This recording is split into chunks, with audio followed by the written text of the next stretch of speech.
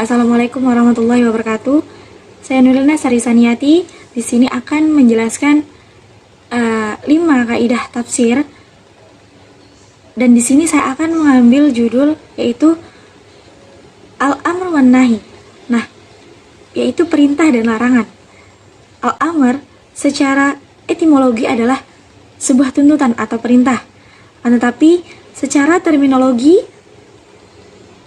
menurut sebagian ahli, al-amr itu didefinisikan sebagai permintaan dengan kata-kata yang sifatnya instruktif agar pekerjaan itu dikerjakan. Yang sifatnya instruktif itu syaratnya adalah bahwa yang memberikan instruksi harus lebih tinggi daripada yang diberi instruksi. 5 kaidah tafsir tersebut antara lain ada perintah amr yang bersifat mutlak menunjukkan wajib kecuali ada dalil yang mengalihkannya. Kemudian yang kedua, memerintahkan sesuatu memastikan pelarangan sebaliknya. Yang ketiga adalah amr menghendaki kesegeraan dilaksanakan kecuali ada petunjuk lain. Kemudian yang keempat, amr yang dikaitkan dengan syarat atau sifat menuntut pengulangan. Kemudian yang kelima atau yang terakhir ada amr yang terletak sesudah larangan, hukumnya dikembalikan kepada keadaan sebelum larangan tersebut. Kemudian kita bahas kaidah yang pertama. Kaidah yang pertama atau subbab kaidah yang pertama dalam bab amr dan nafi ini adalah perintah amr yang bersifat mutlak menunjukkan wajib kecuali ada dalil yang mengalihkannya. Amr adalah permintaan tuntutan yang disampaikan melalui ucapan-ucapan dari pihak yang lebih tinggi kedudukannya kepada pihak yang lebih untuk dikerjakan, yang lebih rendah maksudnya. Nah, amr itu pada hakikatnya perintah Allah Subhanahu wa taala kepada hamba-hambanya untuk dikerjakan atau dilakukan. Nah, hukum mengerjakan amr itu adalah wajib kecuali ada dalil yang mengalihkannya ke makna yang lain. Kemudian, sighah amr yang mutlak apabila kosong dari tanda-tanda atau indikasi-indikasi yang mengalihkan maknanya, maka ia menunjukkan wajib. Itulah yang dipegang oleh para ulama salaf dan khalaf pada umumnya.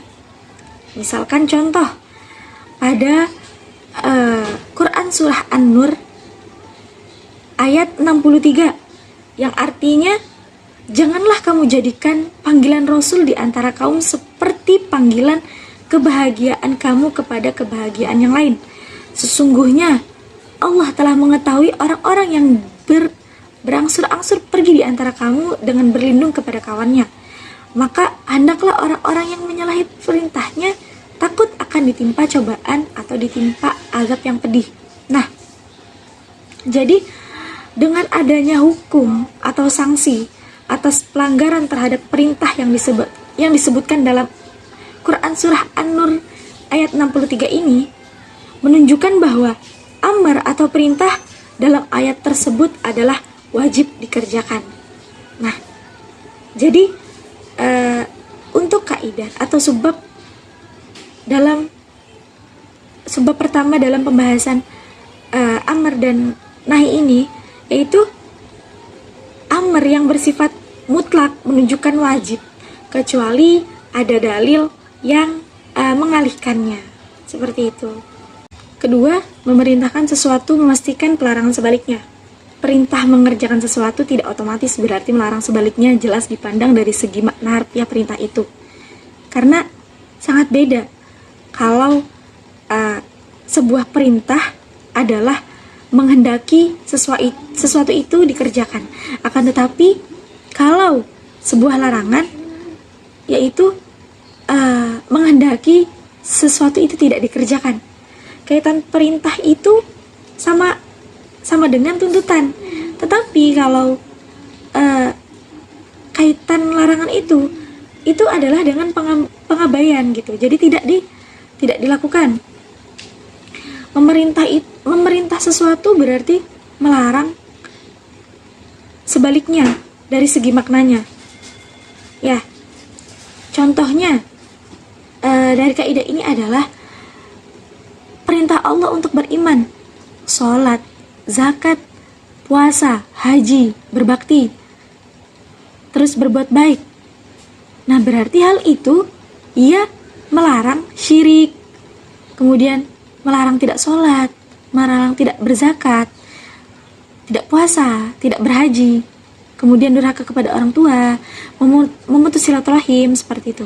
Jadi itu contoh daripada kaidah ini, memerintahkan sesuatu, memastikan pelarangan sebaliknya. Ketiga, yaitu amar menghendaki kesegeraan dilaksanakan kecuali ada petunjuk lain. Nah, di sini bila ada perintah dari Allah, itu berarti bahwa yang diperintahkan itu harus segera dilaksanakan tanpa diundur-undur, kecuali terdapat petunjuk bahwa hal itu boleh diundur. Nah, hal itu berdasarkan fakta-fakta yang ada. Yang pertama yaitu bahwa kesegeraan mengerjakannya itu diminta oleh ayat yang jelas. Seperti contoh pada Quran surah Al-Imran ayat 133 yang berarti dan bersegeralah kamu kepada ampunan dari Tuhanmu dan surga. Nah, itu contoh untuk mengerjakan segera. Terus yang kedua adalah sudah dimaklumi bahwa seorang majikan bila memerintahkan para bawahannya tetapi mereka tidak melaksanakan dengan segera, maka ia menghukum mereka. Nah, dalam Al-Quran juga jelas bahwa Allah telah memperingatkan kita agar tidak mengundur-mundur dan melambat-lambatkan mengerjakan perbuatan-perbuatan baik, itu mengingat ajal itu. Misalnya firman Quran surah Al-A'raf ayat 185 yang berarti, dan apakah mereka tidak memperhatikan bahwa boleh jadi mereka sudah dekat, boleh jadi ajal mereka itu sudah dekat. Nah, contoh daripada perintah memiliki indikasi lain dan tidak terdapat indikasi. Yang pertama, contoh perintah yang tidak memiliki indikasi lain selain perlu dikerjakan segera, yaitu Quran surah Al-Imran ayat 97. Mengerjakan haji adalah kewajiban manusia terhadap Allah, yaitu bagi orang yang sanggup mengadakan perjalanan ke Baitullah. Jadi pengerjaan haji itu tidak wajib atau tidak perlu disegerakan. Akan tetapi jika sanggup atau sudah memenuhi, maka disarankan untuk mengerjakannya.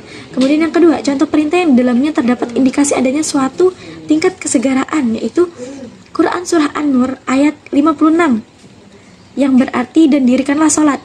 Nah, di situ udah jelas gitu. Dan Nabi SAW juga sudah menjelaskan waktu-waktu pelaksanaan sholat, terus kapan awalnya dan kapan akhirnya. Jadi kaidah ini menjelaskan bahwa memerintahkan sesuatu menghendaki pelaksanaan kesegeraan kecuali ada petunjuk lain. Petunjuk lain itu misalnya kayak berhaji tadi. Berhaji tadi itu disuruh menyegerakan haji, tetapi apabila ia sudah sanggup untuk mengadakannya. Seperti itu. Kemudian yang keempat ada amar yang dikaitkan dengan syarat atau sifat menuntut pengulangan. Itu apabila ada kata kerja amar lalu dikaitkan dengan kalimat syarat atau sifat, maka sesuatu yang diperintahkan itu berarti harus dikerjakan secara berulang-ulang. Contoh yang pertama, kata kerja amar yang di dalamnya terdapat kalimat syarat, yaitu pada Quran surah Al-Maidah ayat 6 yang berbunyi wa in kuntum junuban fattahharu, dan jika kalian junub mandilah. Nah, frasa wa in kuntum adalah kalimat syarat karena di dalamnya itu terdapat kata in. Sedangkan kata fajlidu adalah kata kerja amar. Kata kerja amar yang tersusun seperti ini bermaksud pengulangan, yaitu bahwa mandi harus dilakukan setiap kali terjadi junub. Kemudian contoh yang kedua. Contoh yang kedua ini kata kerja amar yang dirangkaikan dengan kalimat sifat. Contohnya Quran surah An-Nur ayat 2 yang berbunyi Az-zaniyatu waz-zani fajlidu kullu wahidin minhuma mi'ata jaldah. Perempuan yang berzina dan laki-laki yang berzina, maka deralah mereka tiap-tiap seorang dari keduanya 100 kali dera. Nah, di sini frasa fajlidu adalah kata kerja amar, sedangkan kata sifatnya adalah az-zaniyatu waz-zani. Jadi makna di sini mengandung bahwa setiap kali terjadi perzinahan, maka setiap kali itu pula pelakunya harus didera. Jadi kaidah yang keempat ini adalah bila perintah dikaitkan dengan syarat atau sifat, itu berarti menghendaki pengulangan. Yang terakhir adalah amar yang terletak sesudah larangan, hukumannya dikembalikan kepada keadaan sebelum larangan tersebut. Nah, bila perintah datang setelah larangan, maka pendapat yang lebih benar para ahli hukum, perintah itu dikembalikan kepada keadaan sebelum larangan. Bila hukum sebelum larang itu boleh, maka hukumnya boleh. Dan bila wajib, hukumnya juga wajib. Contoh, misalnya Quran surah Al-Maidah ayat 2. Wa idza halaltum fastadu. Dan apabila kalian telah bertahalul, berburulah. Nah, berburu pada awalnya itu boleh, kemudian diharamkan karena ihram. Selanjutnya diperintahkan setelah bertahalul. Sebagaimana ayat di atas, sesuai dengan kaidah di atas, perintah di sini hukumnya dikembalikan kepada bagaimana hukum sebelumnya. Larangannya itu yaitu boleh atau tidak wajib.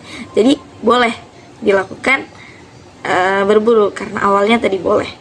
Jadi kaidah di sini adalah perintah yang datang setelah larangan, hukumannya dikembalikan kepada keadaan sebelum larangan tersebut. Ya, sekian penjelasan 5 kaidah tafsir. Semoga bermanfaat bagi kita semua. Wassalamualaikum warahmatullahi wabarakatuh.